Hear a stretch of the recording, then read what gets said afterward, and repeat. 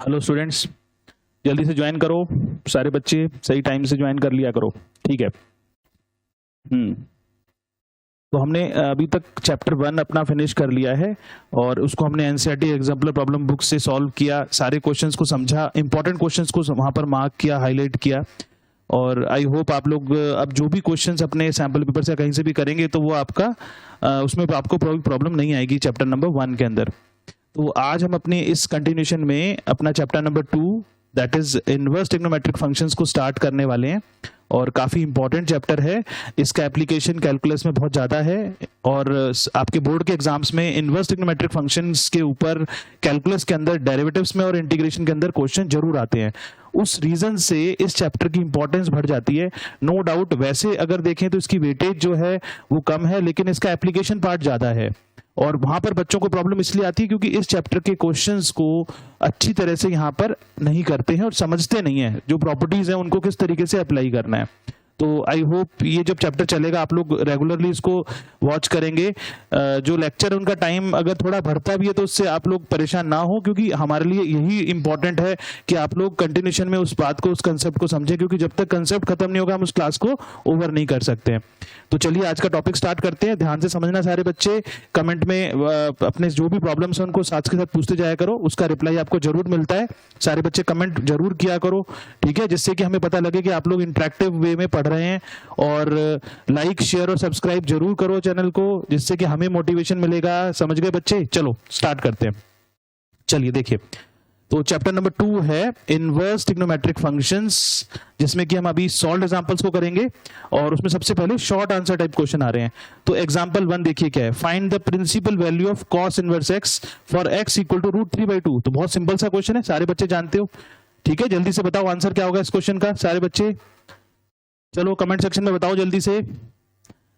cos inverse x की principal value बतानी है जब x की वैल्यू √3/2 होगी। इसका मतलब क्या है कि cos इनवर्स x में x की जगह पे √3/2 रख दो, सब जानते हैं। चलो बताओ जल्दी से आंसर। बहुत बढ़िया, बहुत अच्छी बात है, सबको आता है, वेरी गुड।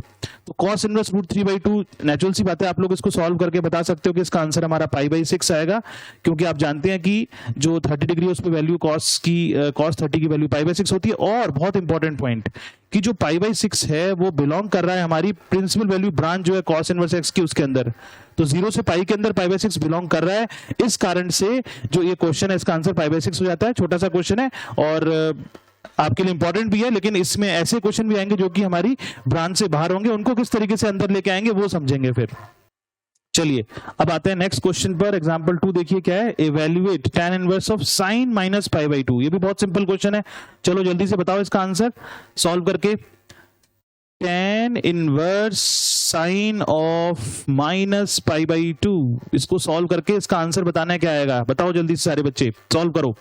रफ कॉपी और पेन लेके बैठा करो, है ना, यहां नहीं देखना है, उसके अंदर आंसर मत देखो, खुद सॉल्व करो, क्वेश्चन को देखो, सिर्फ सॉल्व करके बताओ। चलिए बताइए। तो हाँ, कुछ बच्चों ने निकाल दिया आंसर, गुड।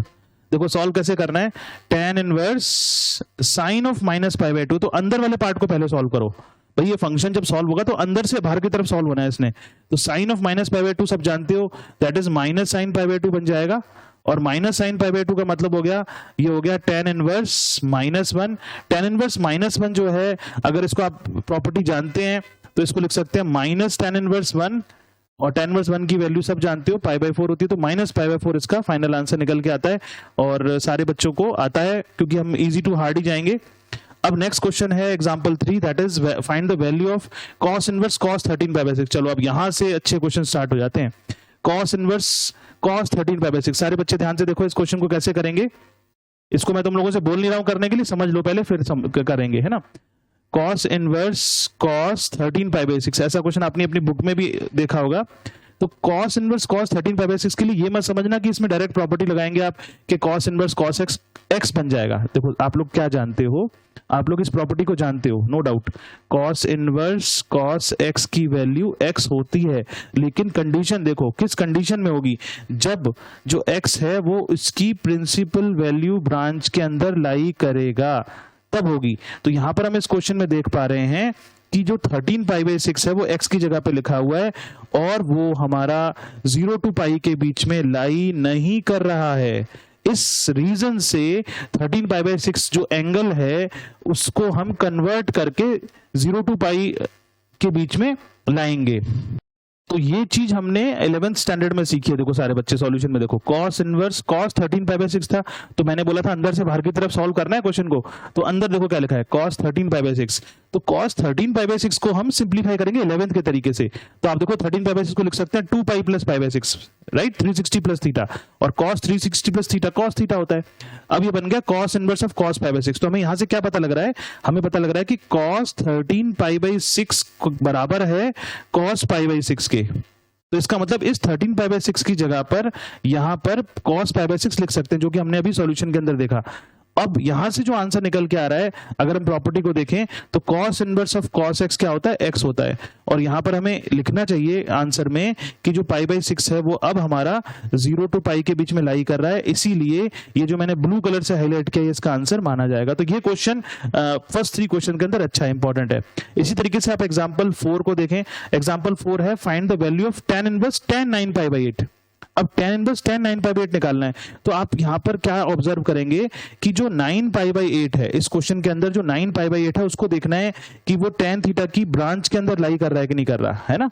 tan थीटा की जो ब्रांच है उसके अंदर उसको लाई करना चाहिए। थोड़ा सा मैं इसको क्लियर कर देता हूं ताकि थोड़ी जगह मिल जाए हमें यहाँ पे लिखने के लिए, ठीक है। चलो देखो, अब देखो tan इनवर्स tan 9π/8 हमें फाइंड आउट करना है। तो इसके लिए हम यहाँ पर ये जानते हैं कि जो 9π/8 है वो tan इनवर्स की प्रिंसिपल वैल्यू ब्रांच में लाई नहीं करता। ये बहुत इंपॉर्टेंट है, आप सारे बच्चे सुन लो ध्यान से कि जो प्रिंसिपल वैल्यू ब्रांचेस हैं उनको अच्छी तरह से याद कर लो, ठीक है, बहुत इंपॉर्टेंट है वो। तो 9π/8 जो है वो tan इनवर्स की जो ब्रांच है, प्रिंसिपल वैल्यू ब्रांच वो होती है -π/2 से +π/2 ओपन इंटरवल, उसमें लाई नहीं कर रहा है। तो इसका मतलब अंदर वाले एंगल को सॉल्व करना है, हमने सिंप्लीफाई करना है। तो tan 9π/8 को सॉल्व करेंगे तो क्या लिख सकते हैं इसको, tan π + π/8 that is tan 180 + theta. और tan 180 + थीटा क्या होता है, आप सब जानते हो, tan थीटा होता है। तो ये जो एंगल हमारा 9π/8 था, सारे बच्चे देखो tan इनवर्स tan 9π/8 कन्वर्ट होके हो गया tan इनवर्स tan π/8, और tan इनवर्स tan x जो है अब वो x बन जाएगा, मतलब π/8 बन जाएगा। क्यों? क्योंकि यहां पर हमें मेंशन करना चाहिए आगे कि इस जगह पर जो π/8 है वो हमारा -90 से +90 ओपन इंटरवल के अंदर लाई कर रहा है, इसीलिए π/8 इसका फाइनल आंसर हो जाता है। तो इस टाइप के जो क्वेश्चंस हैं वो इजी हैं, आप लोगों को आते भी होंगे, लेकिन जो हमने एग्जाम्पल 3 और एग्जाम्पल 4 देखा है ये एग्जाम के पॉइंट ऑफ व्यू से आपके इस साल के लिए काफी इंपॉर्टेंट क्वेश्चंस हैं। चलिए अब हम एग्जाम्पल 5 की तरफ प्रोसीड करते हैं। एग्जाम्पल 5 है evaluate tan of tan inverse -4, ठीक है ना। अब ये इनवर्स अंदर आ गया, तो इसके लिए हमें क्या करना है, इसके लिए हमें मालूम होना चाहिए कि tan इनवर्स x में जो डोमेन्स है, मतलब x की वैल्यू किसको बिलोंग करती है। तो x की वैल्यू हमें पता है सबको कि वो रियल नंबर को बिलोंग करती है। और जो tan इनवर्स x की रेंज है, मतलब ये क्या मैंने लिखा, ये लिखे मैंने डोमेन्स, इसके डोमेन्स हैं ये। और अगर हम बात करूं रेंज की, अगर हम यहाँ पे रेंज की बात करें तो जो रेंज है tan इनवर्स x की वो उसकी प्रिंसिपल वैल्यू ब्रांच होती है। सारे बच्चे समझो ध्यान से, जो रेंज है उसको क्या बोलते हैं हम, principal value branch. Inverse trigonometric function में रेंज को प्रिंसिपल वैल्यू ब्रांच बोला जाता है। तो इसीलिए मैं बार बार बोल रहा हूं कि प्रिंसिपल वैल्यू ब्रांच पता होनी चाहिए आपको। इस पर्टिकुलर क्वेश्चन में जो tan इनवर्स x है उसकी डोमेन्स का यूज हो रहा है। तो जो प्रिंसिपल वैल्यू ब्रांच है हमारी tan इनवर्स x की, वो सब बच्चे जानते हो कि जो tan इनवर्स x है वो हमारा लाई करता है -π/2 से +π/2 के बीच में ओपन इंटरवल में। ये इसकी हमारी रेंज हो गई, जिसको कि हम इन अदर वे राउंड क्या बोलते हैं, ओपन इंटरवल लिख देते हैं, -π/2 से +π/2। खैर ये हमारा इस क्वेश्चन में यूज नहीं हो रहा है, तो इसको मैं यहां से हटा देता हूं। हाँ, डोमेन्स का काम है, तो डोमेन्स को हम समझ लेंगे अच्छी तरह से। तो आप देखिए हमारे क्वेश्चन के अंदर हमें निकालना है tan of tan inverse x। tan of tan inverse x होता है जब x की वैल्यू रियल नंबर को बिलोंग करेगी, जो कि मैंने देखो राइट साइड में लिख के बताई थी आपको। और यहाँ पे क्लियर समझ में आ रहा है कि जो आंसर -4 है वो एक रियल नंबर है, तो इसीलिए tan of tan inverse -4 direct -4 हो जाएगा। बस हमें यहाँ पे कॉमा लगा के लिखना है कि -4 belongs to the domains, domain के अंदर है वो। अगर डोमेन के अंदर नहीं होता है तो फिर प्रॉब्लम वाली बात है। अब आता है एग्जाम्पल 6। तो एग्जाम्पल 6 जो है ये यहाँ से क्वेश्चन स्टार्ट हो जाते हैं जो कि हमारे एग्जाम में पूछे भी गए और सॉल्व करने के लिए आते हैं। जो जिसमें कि इवेल्युएट करना है, वैल्यू फाइंड आउट करनी है, सिंप्लीफाई करना है जिसको। तो tan inverse √3 minus sec inverse -2 लिखा हुआ है। तो सारे बच्चे इस क्वेश्चन के सॉल्यूशन पार्ट को ध्यान से समझना, क्योंकि यहाँ पे हम प्रॉपर्टीज लगा के क्वेश्चन को सॉल्व करेंगे तो बहुत जल्दी सॉल्व हो जाता है, ठीक है। तो सॉल्यूशन के अंदर देखो tan inverse √3 minus sec inverse -2 है, तो tan इनवर्स √3 तो एज इट इज आ जाएगा क्योंकि उसकी वैल्यू पता है हमें। अब sec इनवर्स -2 का मतलब क्या है, इसको समझो जरा ध्यान से सारे बच्चे। sec इनवर्स माइनस x की प्रॉपर्टी होती है pi minus sec inverse x, pi minus sec inverse x, ये प्रॉपर्टी है sec इनवर्स माइनस x की। सारे बच्चे इसको ध्यान रखना। चलो जल्दी से बताओ मुझे कमेंट सेक्शन में cos इनवर्स माइनस x क्या होता है, चलो बताओ जल्दी से बोलो। हाँ जी, कुछ बच्चों को मालूम है, good. cos inverse minus x भी pi minus cos inverse x ही होता है, जैसे कि इसलिए मैंने इस कॉन्टेक्स्ट में इसको लिखा है। ये दो चीजें आप हमेशा ध्यान रखेंगे, काफी ज्यादा यूज होती है। तो ये यहाँ पे देखो प्रॉपर्टी यूज हो रही है, आप देख पा रहे होंगे कि sec इनवर्स -2, देखो मैंने ब्लू कलर से हाईलाइट किया तो क्या बन गया, पाई माइनस sec इनवर्स 2 बन गया, ठीक है। इससे हमारा क्वेश्चन बहुत इजीली सॉल्व होता है, हमें ज्यादा इसमें कन्वर्जन करने की जरूरत नहीं पड़ती, जो हमें फर्स्ट एक्सरसाइज के अंदर समझाया गया है ना एनसीईआरटी के अंदर। तो आप लोग 2021 के सिलेबस को अगर देख रहे हैं तो उसके अंदर फर्स्ट एक्सरसाइज कोर्स में बाकी उन्होंने कहा है प्रॉपर्टीज यूज नहीं होंगी, लेकिन मेरे एडवाइस के हिसाब से आप लोग इस चैप्टर को पूरा कर लें। थोड़ी मेहनत करनी पड़ेगी, नो डाउट, मैं करा दूंगा, यहाँ पे सब हो जाएगा, लेकिन वो क्वेश्चंस ध्यान रखना क्योंकि वो कैलकुलस में बहुत यूज होते हैं। कैलकुलस के अंदर से इनवर्स ट्रिग्नोमेट्रिक फंक्शन नहीं हटा है ना, उसके क्वेश्चन हम देख रहे हैं, तो वो क्वेश्चन वहां पर काफी इंपॉर्टेंट हो जाते हैं, वहां पर आके आपको दिक्कत होती है, तो वो दिक्कत हमें नहीं रखनी है अपने लिए, ठीक है। तो अब देखो आगे क्या होगा, जल्दी से बताओ। tan इनवर्स √3 क्या होता है, जल्दी से बताओ सारे बच्चे। हाँ जी, पाई/3 होता है, और आगे बचा माइनस पाई, अंदर ले गए माइनस को, ये जो माइनस नजर आ रहा है ग्रीन कलर से हाईलाइट किया मैंने, अंदर चला गया। और sec इनवर्स 2 की वैल्यू डायरेक्ट पता होनी चाहिए वैसे तो, यहाँ पर इन्होंने cos इनवर्स 1/2 लिख दिया, इसकी जरूरत नहीं है। sec इनवर्स 2 की वैल्यू सीधी पाई/3 लिख सकते हैं, और -2 पाई/3 प्लस पाई/3 माइनस पाई/3 हो गया। तो ये वैल्यूज याद होती है सबको, अगर याद नहीं है तो sec इनवर्स 2 को हम cos इनवर्स 1/2 करके फिर यहाँ पे पाई/3 लिख के आंसर को फाइंड आउट कर सकते हैं। तो इतना मुश्किल नहीं है, लेकिन इंपॉर्टेंट क्वेश्चन है ये, नो डाउट क्वेश्चन हमारा इंपॉर्टेंट है। अब आता है एग्जाम्पल 7, सारे बच्चे देखो, इवेल्युएट, ये भी एग्जाम के पॉइंट ऑफ व्यू से बहुत अच्छा क्वेश्चन है, एग्जाम्पल 7, और इस तरीके के क्वेश्चन एग्जाम में पूछे भी गए हैं आपके। क्वेश्चन है sin inverse cos of sin इनवर्स √3/2। ऐसे क्वेश्चन को कैसे सॉल्व करना है, बहुत सिंपल तरीका है।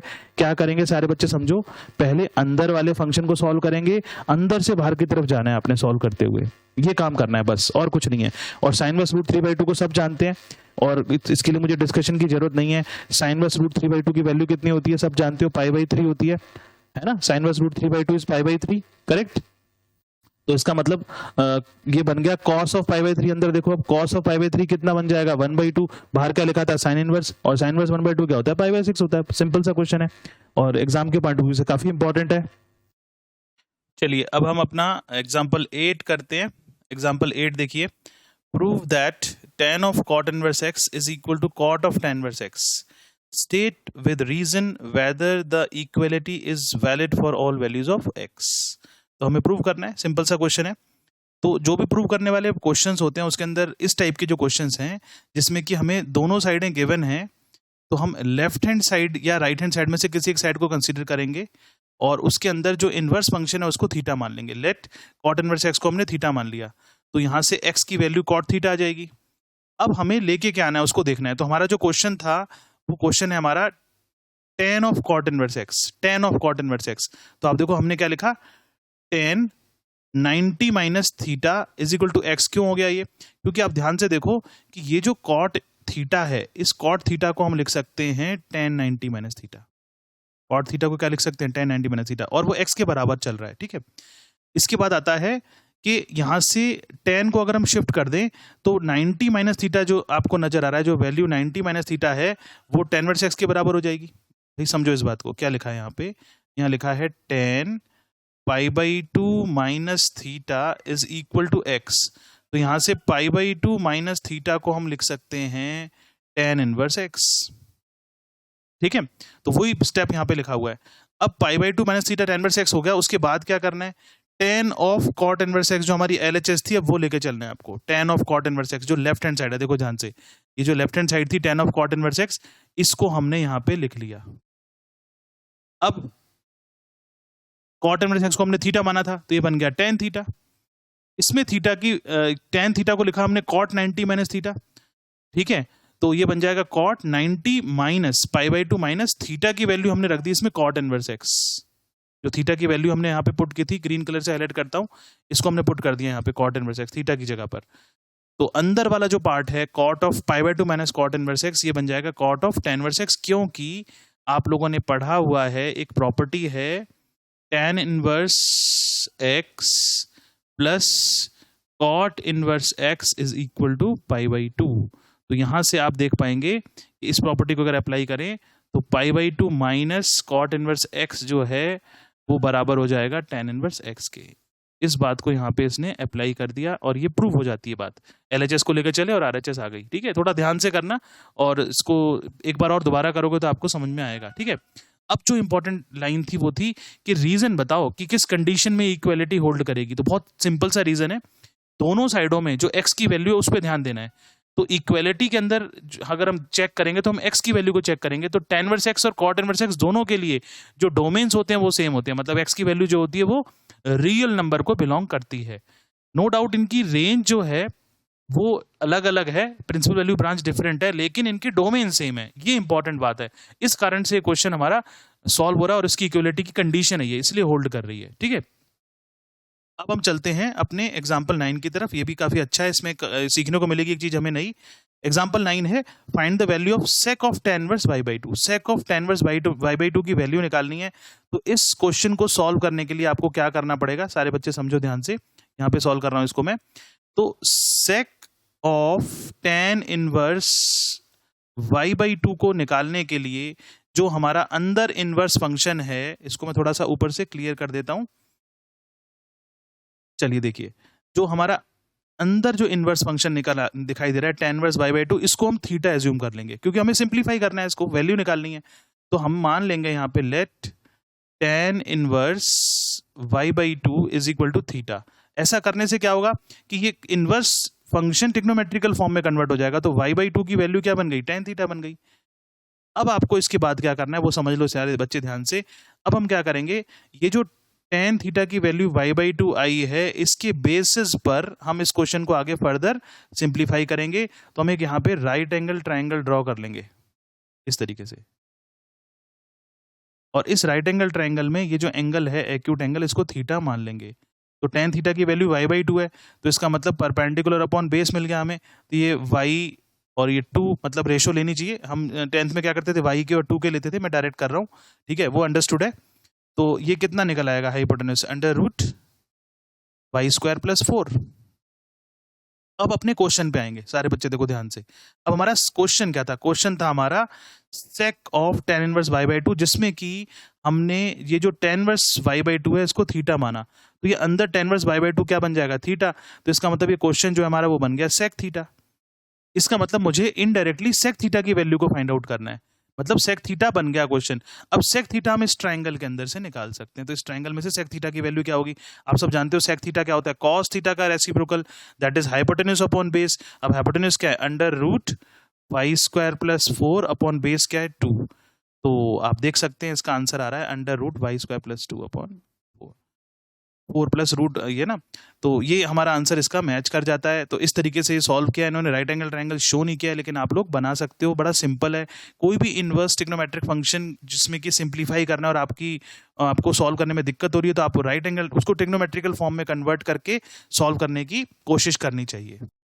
चलिए अब हम अपना एग्जाम्पल नंबर 10 करते हैं। एग्जाम्पल 10 क्या है, find the value of tan of cos inverse x and hence evaluate tan of cos inverse 8/17। काफी अच्छा क्वेश्चन है। पहले उसने फॉर्मूला एक तरीके से क्या कर रहे हैं, फॉर्मूला डेराइव करवा रहे हैं इस क्वेश्चन के लिए पर्टिकुलर के लिए, और उसकी वैल्यू को फाइंड आउट करना है जो हम फॉर्मूला निकालेंगे उसके बेसिस पर। तो हमें बिल्कुल उसी तरीके से करना है जैसे अभी हमने सॉल्व किया था क्वेश्चन। एक और बार समझ लो सारे बच्चे, tan of cos inverse x की वैल्यू को फाइंड आउट करना है, इसका मतलब सिंप्लीफाई करना है, इसको सिंप्लीफाई करना है। ये क्वेश्चन इंटीग्रेशन डिफरेंशियल वगैरह में हर जगह पर देखा जाता है। तो हमें करना क्या है सॉल्व करने के लिए, सबसे पहला काम है जो अंदर इनवर्स फंक्शन लिखा हुआ है cos इनवर्स x, इसको थीटा मान लेना है, और यहां से x की वैल्यू cos थीटा आ जाएगी, जिसको कि हम x/1 बोल सकते हैं। तो ये हमारी x/1 cos थीटा के बराबर हो गया। अब क्या करना है, आपको एक राइट एंगल ट्रायंगल बनाना है, सिंपल सी बात, ठीक है। जितने भी वेरिएबल्स इन्वॉल्व होते हैं इनवर्स फंक्शन के अंदर, जैसे कभी कभी ऐसे क्वेश्चन आएंगे जिसमें cos inverse x cos inverse y, मतलब x और y दोनों होंगे, तो उनके लिए 2 राइट एंगल ट्रायंगल बना लेंगे अगर हमें सॉल्व करने में प्रॉब्लम हो रही है तो। अदरवाइज प्रॉपर्टीज को यूज करना चाहिए। ये जो tan of cos inverse x है डायरेक्ट प्रॉपर्टी से भी सॉल्व हो सकता है, ठीक है। तो हम इसमें एक्यूट एंगल थीटा मान लेंगे ये। अब cos थीटा की वैल्यू x/1 हो रही है, तो इसका मतलब क्या हो गया, आप जानते हो cos थीटा क्या होता है, बेस अपॉन हाइपोटेन्यूज। तो बेस हमने मान लिया x, तो हाइपोटेन्यूज हो गया 1। रेशो फैक्टर नहीं ले रहा हूं मैं यहाँ पे, रेशो फैक्टर k होता है, आप लोग समझते हो, इसलिए डायरेक्ट हम समझाने के लिए इसको कर रहे हैं, ठीक है। ये मत समझना कि मैंने गलत लिख दिया है। मैं क्या बोल रहा हूँ, रेशो फैक्टर, जैसे 10th क्लास में cos थीटा अगर 2x/1 है तो हम उसको kx और k लेते थे, है ना, वो वाली बात। आप चाहें तो ले सकते हैं। अब हम इस क्वेश्चन में परपेंडिकुलर की लेंथ निकाल लेते हैं इस ट्राइंगल के अंदर, तो हो जाएगा √1 - x²। अब आप इस क्वेश्चन को एनालाइज देखेंगे दोबारा से, तो हमारा क्वेश्चन क्या था भाई, क्वेश्चन क्या था जल्दी से बताओ, tan of cos inverse x। तो हम ये क्या बन जाएगा, tan of cos inverse x को हमने माना है थीटा, तो ये बन जाएगा tan थीटा। इसका मतलब हमें tan थीटा की वैल्यू को फाइंड आउट करना है, जो कि इस ट्राइंगल में से निकल आएगी। tan थीटा होता है परपेंडिकुलर अपॉन बेस, तो ये हो जाएगा √1 - x² अपॉन x, जो कि हमारा आंसर निकल के आ गया। इसका मतलब tan of cos inverse x solve होकर √1 - x² अपॉन x आ गया। अब नेक्स्ट पार्ट में क्या बोल रहे हैं, जल्दी से देखो। नेक्स्ट पार्ट में वो बोल रहे थे, इसको मैं दोबारा से एक बार क्वेश्चन में हाईलाइट करके दिखाऊंगा आपको ब्लू कलर से, tan ऑफ cos इनवर्स 8/17 की वैल्यू फाइंड आउट करके बताइए। तो हम tan of cos inverse x को तो फाइंड आउट कर ही चुके हैं, तो इसका मतलब क्या हुआ, यहां से हमें एक फॉर्मूला मिल गया। देखो सारे बच्चे ध्यान से, हमने एक फॉर्मूला बनाया, इसको मैं देखो पर्पल कलर से शो कर रहा हूं। tan of cos inverse x का फॉर्मूला निकल के आ गया √1 - x² अपॉन x। ये चीज डिराइव करवाई उसने। अब वो कह रहा है, अब आप बताइए what is the value of tan of cos inverse 8/17, मतलब इस फॉर्मूले के बेसिस पर आंसर निकालना है। हो सकता है एग्जाम में डायरेक्ट यही क्वेश्चन आ जाए, अरे भाई डायरेक्ट ये भी तो पूछ सकते हैं, तो उस केस में आपको जैसे हमने सॉल्व किया पूरा राइट साइड में वैसे करना पड़ेगा। डायरेक्ट हम इसको ऐसे नहीं लिखेंगे, क्योंकि यहाँ पर इन्होंने डेराइव करवाया पहले, तो इसका मतलब इसका आंसर क्या होगा, इसके बेसिस पे बताओ जल्दी से सारे बच्चे, कमेंट सेक्शन में सॉल्व करो जल्दी से, आंसर बताओ। अरे इसमें से देख के नहीं बताना, सॉल्व करके बताओ। चलो, तो सब बच्चे सॉल्व कर सकते हैं भाई। √1 - x की जगह पे क्या लिखा है, 8/17, तो 8/17 का स्क्वायर कर दो, ठीक है ना। तो हो जाएगा 64/289 डिवाइडेड बाई x की वैल्यू है 8/17। इसको सिंप्लीफाई कर दो, तो इसको सिंप्लीफाई करोगे तो क्या हो जाएगा, ये हो जाएगा 225 आ जाएगा ऊपर स्क्वायर रूट के अंदर, और नीचे आ जाएगा 289 इंटू 17/8 हो जाएगा। इसको फर्दर सॉल्व करेंगे तो ये 15/8 हमारा आंसर आ जाता है, जो कि आप यहाँ पे देख रहे हैं 15/8। तो इस तरीके से हमारा एग्जाम्पल 10 सॉल्व हुआ। तो आई होप ये जो सिंप्लीफिकेशन वाला पार्ट है ये सबको समझ में आ रहा होगा, किस तरीके से सॉल्व करना है। जिन बच्चों ने थोड़ा मिस भी किया होगा इस साल में जो ये चैप्टर है, इसमें जो मिस भी किया होगा, तो क्वेश्चंस को कर करके भी हमें टॉपिक समझ में आ जाता है। ऐसा नहीं है कि हमें टॉपिक हम क्वेश्चन को करके नहीं समझ सकते, लेकिन जो बेस है, जो कंसेप्ट है, उसको समझना बहुत जरूरी है, ठीक है। अगर कुछ नए स्टूडेंट अटेंड कर रहे हैं तो आप मुझे कमेंट सेक्शन में लिख दीजिए, मैं आपको अगर कोई कंसेप्ट समझना है तो वो कंसेप्ट के लिए हम अलग से क्लास लगा देंगे, ठीक है, उस टॉपिक को समझाने के लिए। अभी तो हम क्वेश्चन समझ रहे हैं, प्रैक्टिस कर रहे हैं क्वेश्चंस की, ठीक है। और इसका बेनिफिट उठाइए, अपने फ्रेंड्स को भी शेयर करिए, सारे बच्चे बेनिफिट जरूर उठाओ, ठीक है। ये तो ओपन है, ओपन प्लेटफॉर्म है, सबके लिए हेल्प हो रही है, तो कोई दिक्कत नहीं है। और हम चाहते हैं कि सबके नंबर अच्छे हैं, और कोई मुश्किल काम नहीं है। सबसे तुम लोग बताओ जरा कमेंट सेक्शन में लिखो। चलो एक सवाल पूछता हूँ, फिजिक्स केमिस्ट्री मैथ्स में सबसे आसान सब्जेक्ट आपको कौन सा लग रहा है इस समय, या फिर अगर हम पढ़ते हैं तब भी, जल्दी से बताओ।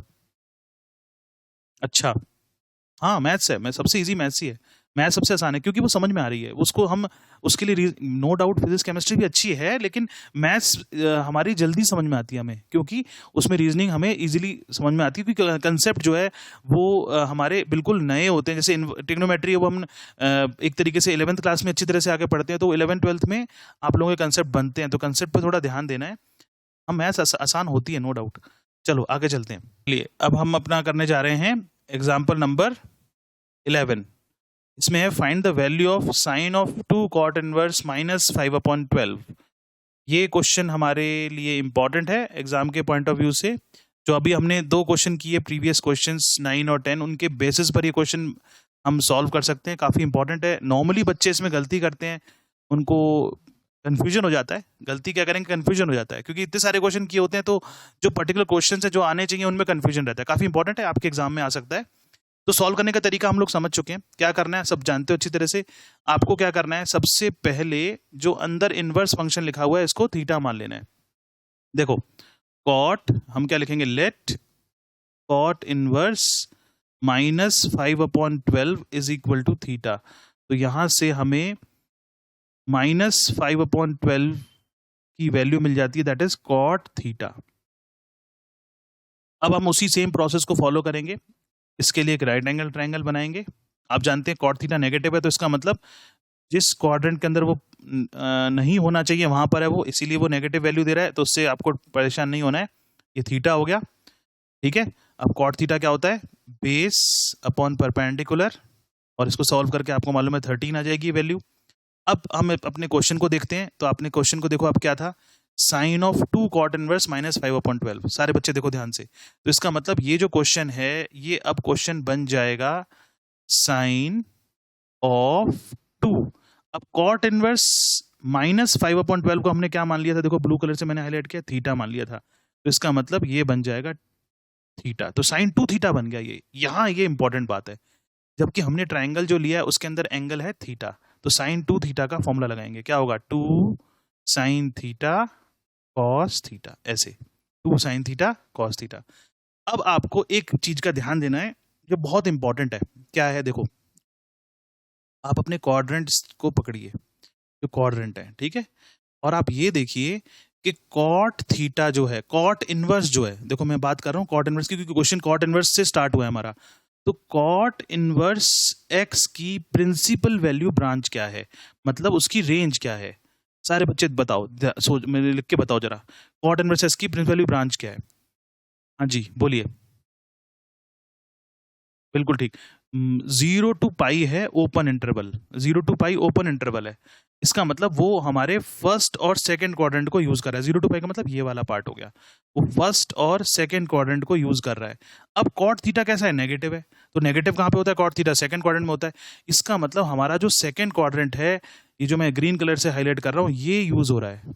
अब आप अपने क्वेश्चन को सॉल्व करेंगे, हमारा सेकंड क्वाड्रेंट है कंसिडरेशन में। तो ये उसका रीजन क्या है मैं बता दूं आपको, क्योंकि अब हमें वैल्यू रखनी है साइन थीटा कॉस थीटा की इस ट्रायंगल के अंदर से, यहाँ से यहाँ वैल्यू रखने जा रहे हैं, और साइन का ध्यान रखना है। तो क्या होगा, देखो ये हो जाएगा 2। अब साइन थीटा की वैल्यू निकालो ट्रायंगल के अंदर से, परपेंडिकुलर 12 अपॉन हाइपोटेन्यूज 13, और क्वाड्रेंट के हिसाब से साइन थीटा कैसा होगा जल्दी से बताओ, सेकंड क्वाड्रेंट में साइन थीटा पॉजिटिव होगा, इसलिए प्लस का है। बड़ी इंपॉर्टेंट स्टेप है, देखो बहुत इंपॉर्टेंट है।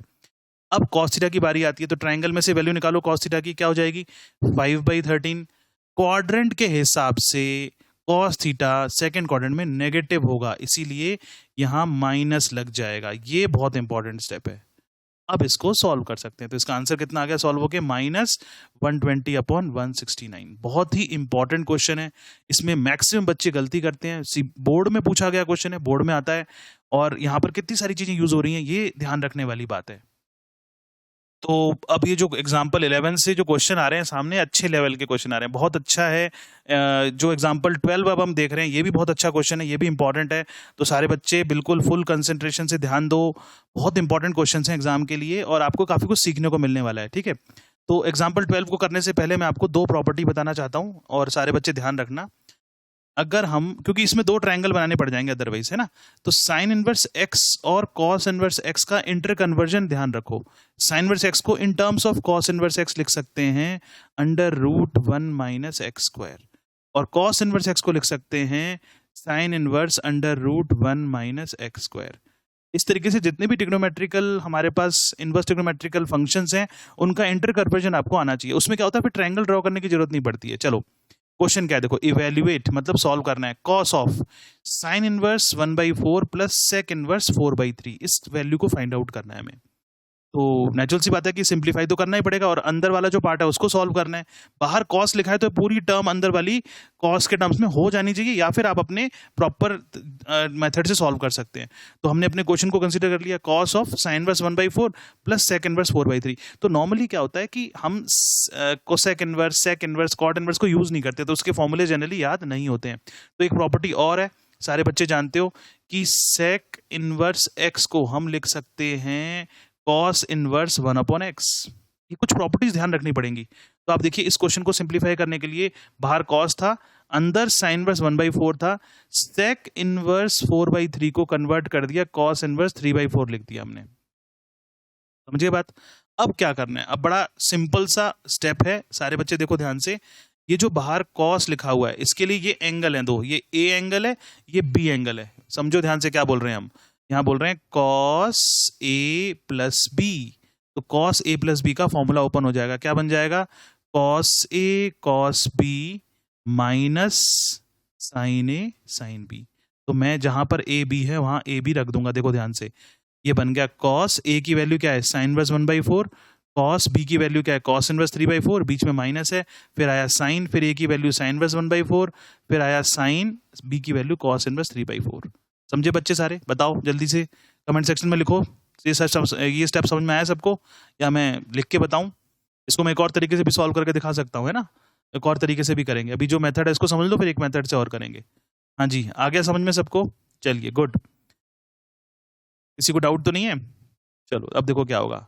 अब ये क्वेश्चन सिंप्लीफाई हो जाएगा। कैसे सिंप्लीफाई होगा, अब मैं इसको थोड़ा सा क्लियर कर लेता हूँ इस स्टेप को, और आप लोगों को समझाता हूँ दोबारा से। देखो दोबारा से इन द सेंस आगे जो पार्ट है, देखिए अब हमारे पास जो क्वेश्चन है वो क्वेश्चन आ गया कॉस ऑफ साइन इनवर्स 1/4। तो कॉस ऑफ साइन इनवर्स 1/4 होता है, क्योंकि साइन इनवर्स 1/4 को हम कन्वर्ट कर रहे हैं, साइन इनवर्स 1/4 को कन्वर्ट कर देंगे कॉस के टर्म्स में। इस ब्लू कलर वाले पार्ट को मैं यहाँ पे आपको सॉल्व करके दिखाता हूँ कैसे आएगा आंसर।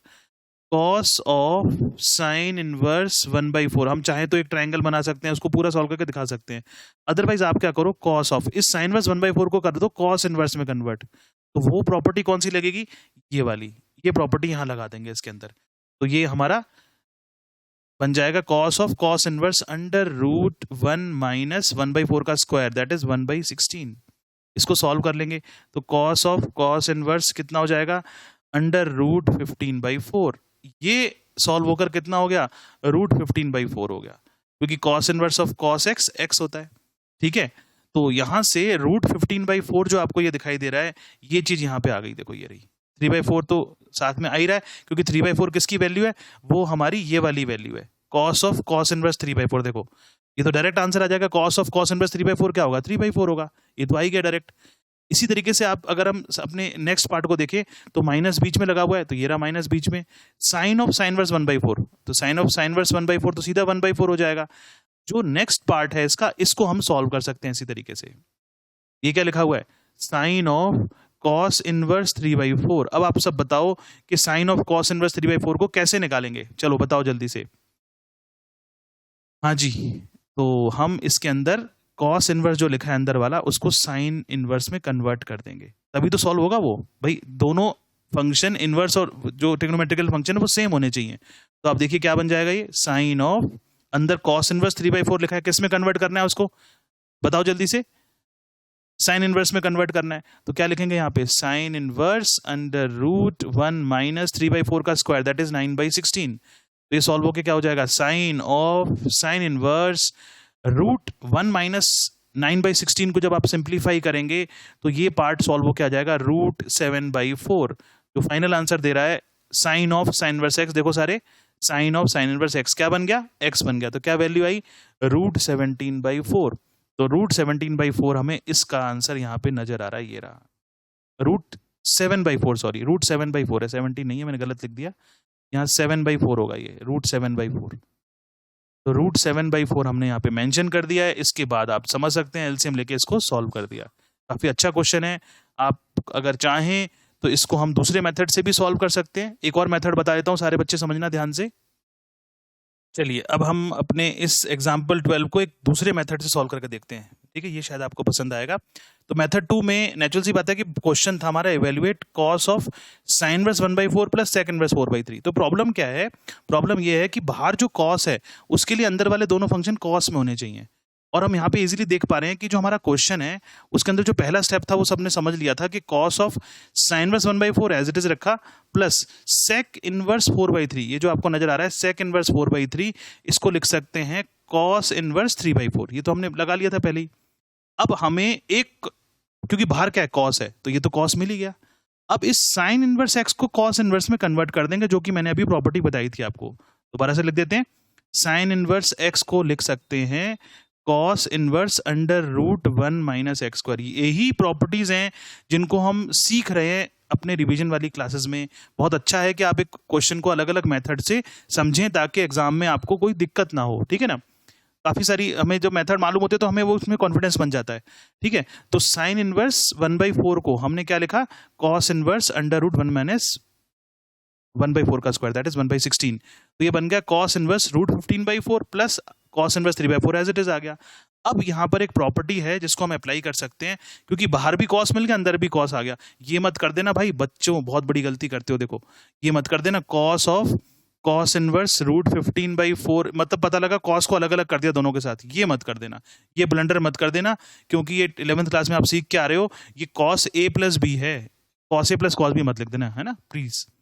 अब हम यहाँ पे एक प्रॉपर्टी लगाने जा रहे हैं, क्योंकि हमें बाहर एक कॉस नजर आ रहा है, बाहर हमें एक कॉस नजर आ रहा है, ये देखो ब्लू कलर से हाईलाइट किया, तो अंदर भी एक ही कॉस इनवर्स होना चाहिए। तो उसके लिए क्या है, प्रॉपर्टी है हमारे पास, एक प्रॉपर्टी ध्यान कर लेना, मैं रेड कलर से लिख रहा हूं नीचे, वो है cos inverse x plus cos inverse y की प्रॉपर्टी। वो होती है cos inverse x y minus under root 1 minus x square under root 1 minus y square.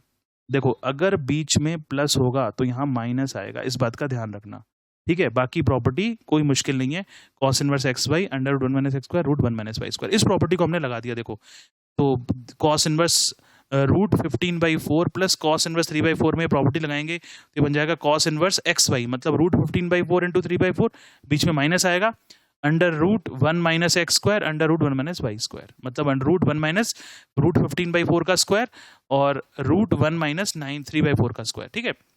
तो बहुत इजी हो गया क्वेश्चन, इसको सॉल्व कर लो। तो ये अंदर देखो क्या बन गया, 3/√15/16 माइनस रूट 7/16 आ जाएगा, और ये बन गया कॉस ऑफ कॉस इनवर्स। तो cos of cos inverse x क्या होता है, एक्स होता है। तो यही आंसर हमारा यहाँ आ रहा था। तो जो भी मेथड आसान लगता है उससे करना है। मेरा काम ये है कि आपको अगर एक से ज्यादा मेथड हैं क्वेश्चन के तो वो आपको यहाँ पे एक्सप्लेन करना मेरा काम है, बहुत जरूरी है। और इस चीज को आप लोग आगे आने वाले क्वेश्चंस में अप्लाई करेंगे। यही ऐसे कुछ क्वेश्चंस हैं जिनके कारण से चैप्टर हमें थोड़ा मुश्किल लगता है, तो इन क्वेश्चंस को यहीं पर ही सीख लो सारे बच्चे ध्यान से। तो बच्चों यहाँ पर हमने अपने solved short answer type questions को समझा, जिसके अंदर इसकी 2-3 कंसेप्ट बड़े अच्छे निकल के आए। अब हम प्रोसीड करते हैं अपने लॉन्ग आंसर टाइप क्वेश्चंस की तरफ। तो उसमें एग्जांपल 13 नजर आ रहा है हमें, थोड़े से क्वेश्चन बड़े होंगे लेकिन है पैटर्न वही, ठीक है ना। Prove that 2 sin inverse 3/5 minus tan inverse 17/31 is equal to π/4। Prove करने वाला क्वेश्चन है, LHS को लेकर चलेंगे, RHS की इक्वल लेके आना है। क्वेश्चन कोई मुश्किल नहीं है, इनवर्स फंक्शंस यूज हो रहे हैं, इसमें आपको टेंशन लेने की कोई खास जरूरत नहीं है, ठीक है। अब क्वेश्चन को सिंप्लीफाई करने का तरीका क्या होगा उसको समझते हैं। देखो 2 sin इनवर्स 3/5 लिखा हुआ है और tan इनवर्स 17/31 लिखा है, तो tan इनवर्स वाला पार्ट हमारा बिना कोफिशिएंट के, मतलब tan inverse simple tan inverse है तो वो हम उसको टच नहीं करेंगे। 2 sin इनवर्स 3/5 को सॉल्व करेंगे, तो उसके लिए हमने क्या किया, sin इनवर्स 3/5 को थीटा मान लिया, तो यहाँ से sin थीटा की वैल्यू 3/5 आ गई। नेचुरल सी बात है कि राइट साइड जो सेकंड टर्म है वो tan इनवर्स है, तो फर्स्ट टर्म भी tan इनवर्स होनी चाहिए। तो sin थीटा 3/5 है, तो इसकी हेल्प से tan थीटा निकाल लिया, 3/4 आ गया, ठीक है। तो थीटा की वैल्यू कितनी होगी, tan इनवर्स 3/4 हो गई। इसका मतलब ये हुआ कि 2 sin इनवर्स 3/5 बन गया 2 थीटा, क्योंकि हमने उसको थीटा माना था और इसमें हमने थीटा की वैल्यू रख दी। कहने का मतलब है ये बन गया 2 tan inverse 3/4 minus tan inverse 17/31। मतलब सारे बच्चे देखो ध्यान से, क्वेश्चन क्या था, 2 sin inverse 3/5 minus tan inverse 17/31 है। तो इस पार्ट को हम सॉल्व कर रहे हैं और ये सॉल्व करके क्या बन गया, 2 theta minus tan inverse 17/31। Theta का मतलब मैंने थीटा मान लिया था उसको, अब थीटा की वैल्यू रख देंगे tan के टर्म्स में, tan इनवर्स के टर्म्स में, तो वो क्या निकल के आ रही थी, tan inverse 3/4 minus tan inverse 17/31 है, ये 13 नहीं है 31, ठीक है 31।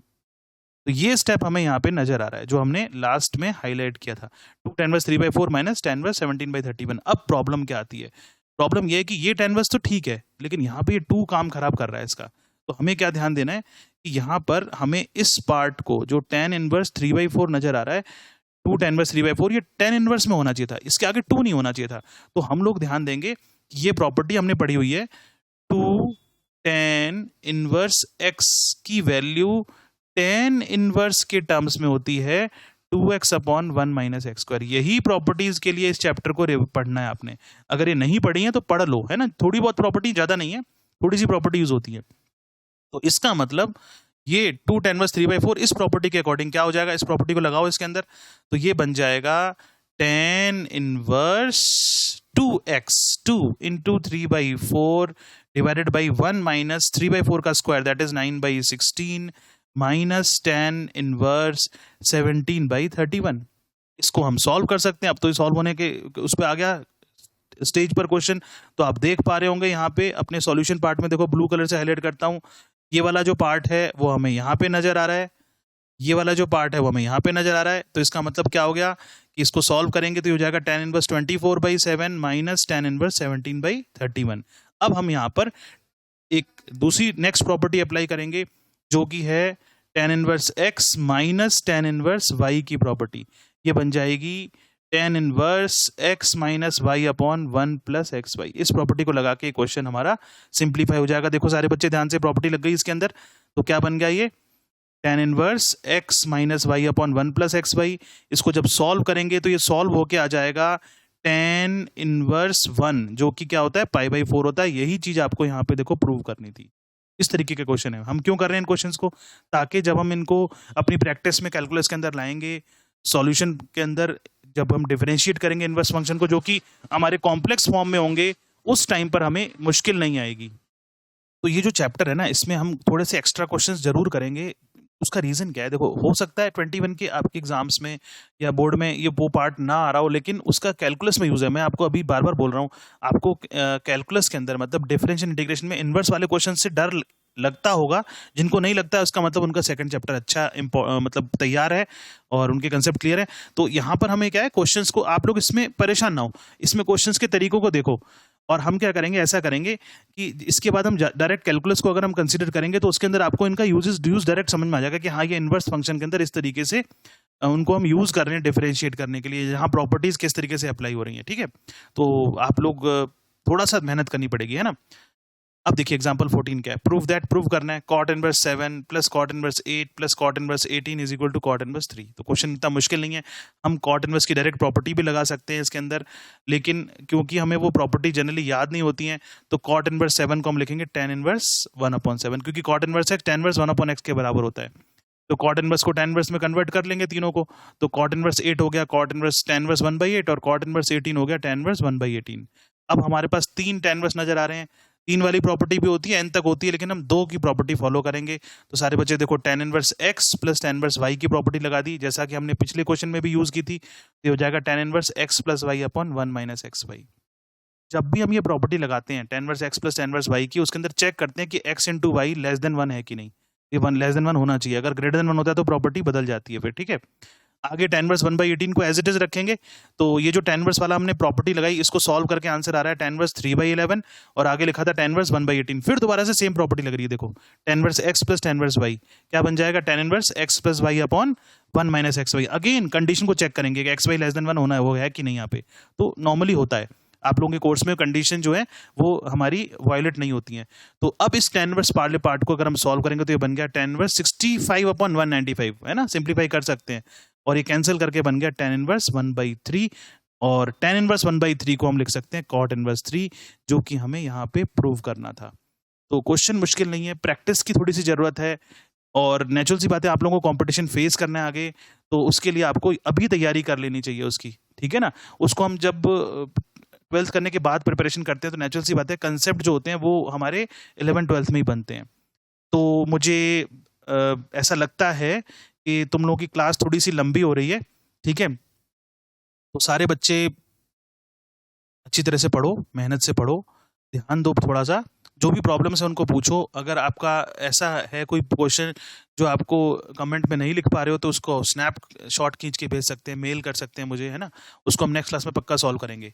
सारे बच्चे लाइक जरूर करो, शेयर करो, सब्सक्राइब करो, और कमेंट्स में आप इंटरेक्टिवली पार्टिसिपेट करो। मैंने कुछ लॉन्ग आंसर टाइप क्वेश्चन लिए हैं, नेक्स्ट क्लास में हम लॉन्ग आंसर टाइप और ऑब्जेक्टिव क्वेश्चंस को डिस्कस करेंगे और इससे आपको नो डाउट हेल्प मिलेगी। और कोई भी प्रॉब्लम होती है आप उसको बताइए please. So that's all for today's class. Thank you students, thank you very much.